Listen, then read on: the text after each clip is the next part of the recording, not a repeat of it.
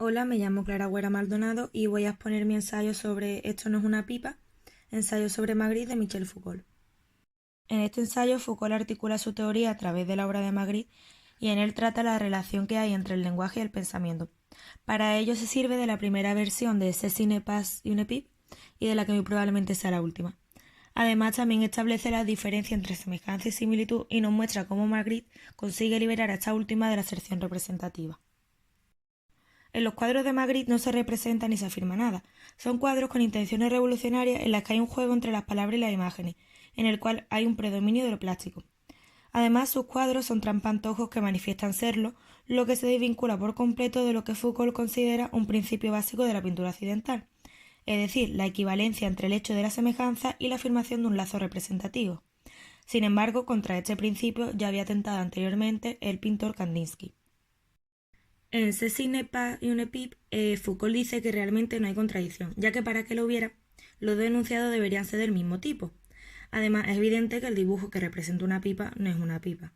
Esto es fruto de que nos resulta inevitable relacionar texto y dibujo. Por otro lado, sostiene que se trata de un caligrama deshecho, que pone en peligro las relaciones tradicionales existentes entre el grafismo y la imagen. Sin embargo, podría denominarse también como un caligrama a la inversa, ya que en lugar de decir dos veces lo mismo y difuminar los límites entre texto y dibujo, lo que en esta obra ocurre es totalmente lo contrario. Esta lucha entre texto e imagen se viene dando a lo largo de toda la historia. Ambos elementos se refuerzan mutuamente hasta llegar al punto en el que se difuminan los límites entre ambos. Es decir, los textos explican las imágenes para comprenderlas mejor y las imágenes a su vez ilustran los textos para que se vuelva imaginable su significado. Si este proceso continúa, desemboca en textos científicos que han logrado alcanzar su grado máximo de imaginación e imágenes de grado máximo de conceptualización. En un caligrama hay una estrecha relación entre lo que es el grafismo y la imagen, lo cual me lleva a pensar en los jeroglíficos egipcios, un sistema en el que el lenguaje está basado en signos de tipo logográfico, fonético y determinativo. En un principio los jeroglíficos fueron utilizados como logogramas, lo cual quiere decir que su significado es aquello que representan, por lo cual en este caso lo que nos resulta inevitable no es relacionar texto y dibujo, sino relacionar grafismo y concepto. En este aspecto realmente no se diferencia mucho del principio básico de la pintura occidental.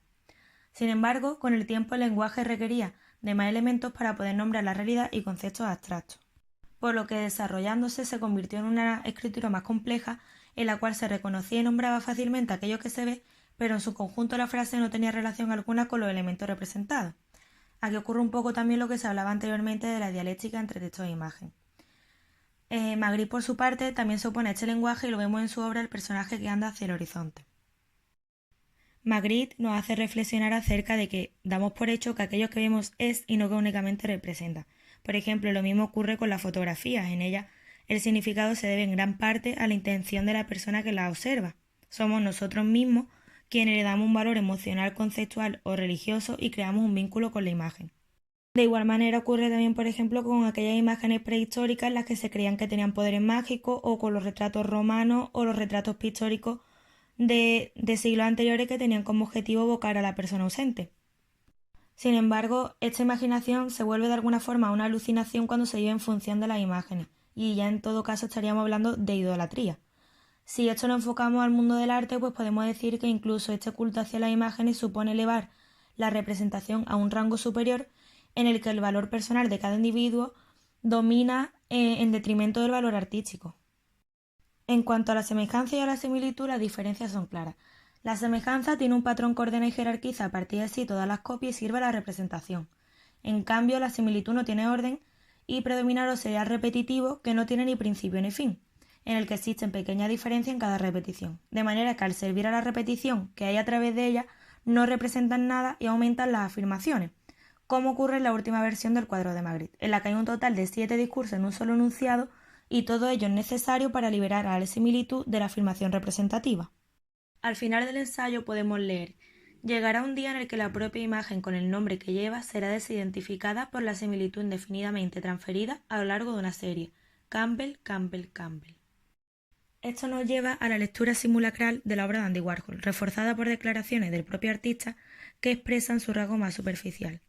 Aunque sí es cierto de que estas declaraciones tienen cierta ambigüedad que quizás puedan deberse al carácter reservado del artista.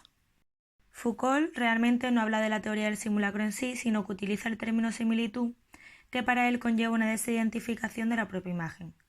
Como ejemplo, propone el díptico de Merlin de Andy Warhol. Por otro lado, tenemos a Roland Barthes, que no profundiza demasiado en la obra de Andy Warhol, pero que dice que el arte pop es un arte plano y superficial que no tiene ni intencionalidad ni discurso crítico alguno. Baudrillard habla de similitud pero enfocado al capitalismo y haciendo crítica a las estrategias que hacen uso las grandes firmas. Esto lo denomina diferencia inesencial, la cual consiste en ofrecer al consumidor un producto pero con diferencias mínimas para hacerle creer que tiene capacidad de elección.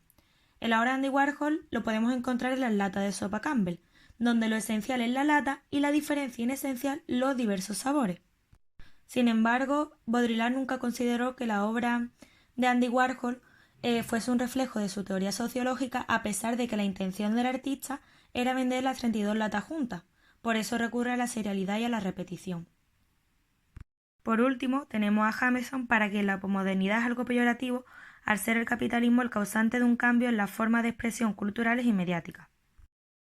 En su ensayo El posmodernismo o la lógica cultural del capitalismo avanzado explica su teoría haciendo una comparación del modernismo y el posmodernismo mediante dos obras, Zapatos de campesino de Van Gogh y Zapatos de polvo de diamante de Andy Warhol. Según el crítico, en la obra de Van Gogh los zapatos se han convertido en un símbolo del mundo del campesinado, y esta verdad no la ve en cambio en la obra de Andy Warhol.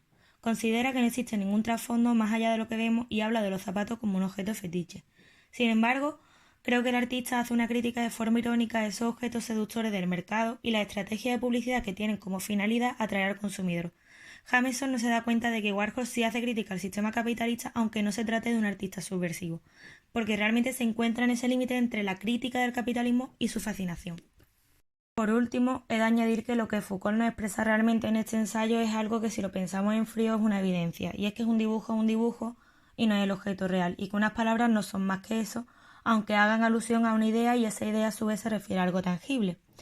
Además, en cuanto a los términos de semejanza y similitud, pienso que la liberación de la similitud de la afirmación representativa también supone, a fin de cuentas, una liberación para el artista, ya que no tiene por qué aferrarse a un referente real que dicte la calidad de su obra.